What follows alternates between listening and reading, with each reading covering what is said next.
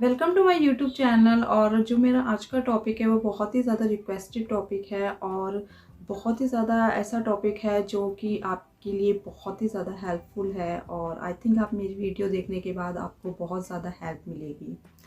तो मेरा टॉपिक ये है कि how can I face rejection. हम रिजेक्शन को किस तरीके से फेस कर सकते हैं, क्योंकि रिजेक्शन जो हमारे हमारे ऊपर इतना हावी हो जाता है कई बार रिजेक्शन की, हम बहुत ही ज़्यादा उसके बारे में थिंकिंग करते हैं।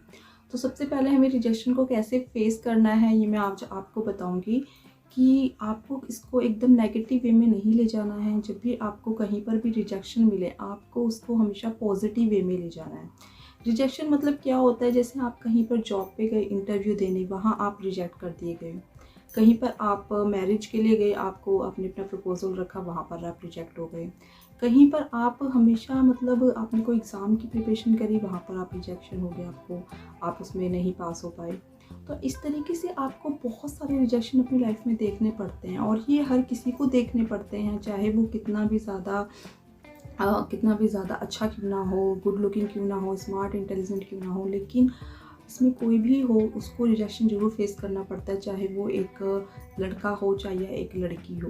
लेकिन हम उस चीज़ के बारे में बार बार सोचते हैं कि हम क्यों रिजेक्ट कर दिए गए, हमारे साथ ये ऐसा क्यों हुआ। तो सबसे पहली बात है, हम इसको पॉजिटिव वे में ये लेंगे कि आप सबसे पहले इसको एक सेफ्टी वे में ले जाइए कि जो हुआ अच्छे के लिए हुआ। क्योंकि सेफ्टी वे में ये इसलिए है कि अपने लिए जो भी आपने रास्ता चूज़ किया, आपने जो मंजिल चूज़ किया, हो सकता है कि आपको उसमें कितनी ज़्यादा प्रॉब्लम फेस करनी पड़े। तो आपको अच्छा ही हुआ कि आप अभी से ही आपको मतलब फर्स्ट स्टेप पे आप रिजेक्ट हो गए, तो ये आपके लिए बहुत ही अच्छी बात है। ये आपके लिए बहुत ही अच्छा हुआ है।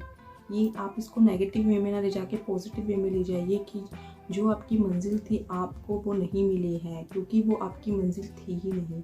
वो आपका जो रास्ता था वो आपका था ही नहीं।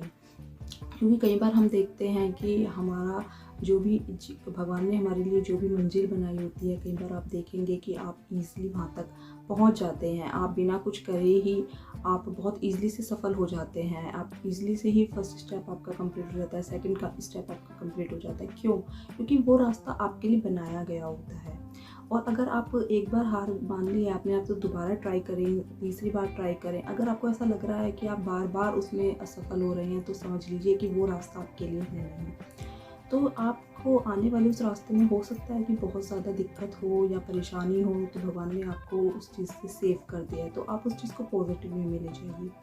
सेकंड चीज़ क्या होती है कि हम जेलस फील करने लग जाते हैं। अगर हमारी जगह किसी और को वो जगह मिल जाती है, तो हम लोग उससे जेलस फील करने लग जाते हैं। हम लोग ये सोचते हैं कि हमारे अंदर कुछ हो सकता है कमी हो और वो ज़्यादा अच्छा हो।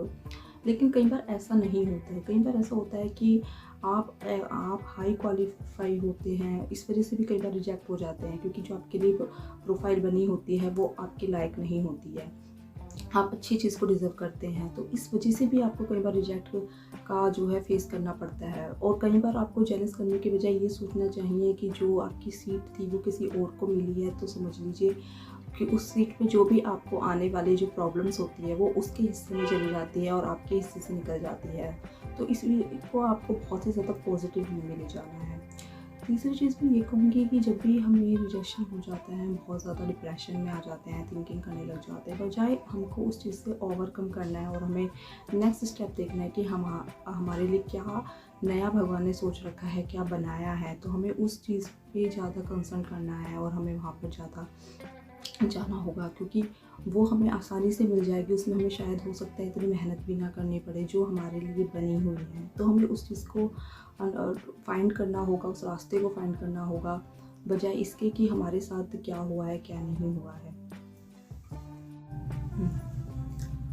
और जो मेरा थर्ड पॉइंट है वो है क्लैरिटी। क्लैरिटी बहुत ही ज़्यादा इम्पोर्टेंट है। जब भी आप रिजेक्ट कर दिए जाते हैं, आपको सबसे पहली बात ये सोचनी चाहिए कि आपकी लाइफ में आपको एक क्लैरिटी मिल गई है। आपको पता लग जाता है कि हमें अब नेक्स्ट स्टेप क्या करना है। मतलब जो भी हम प्रिपरेशन कर रहे हैं, या तो उसमें कोई कमी है, या हमने ढंग से प्रिपरेशन नहीं करी है, या फिर हमें ये पता लग जाता है कि अब हमें लाइफ में इसके ऊपर अपना ज़्यादा टाइम वेस्ट नहीं करना है, अपनी मनी वेस्ट नहीं करनी है, अपना दिमाग वेस्ट नहीं करना है। क्योंकि हमें पता लग जाता है कि हमारे लिए क्या सही है क्या गलत है। तो आपको बहुत ही ज़्यादा अच्छे से एक क्लैरिटी मिल जाती है लाइफ में। तो आप पॉजिटिव वे में लीजिए, अपने आप को जो आपको क्लियरेंस मिली है उस चीज़ को देखिए।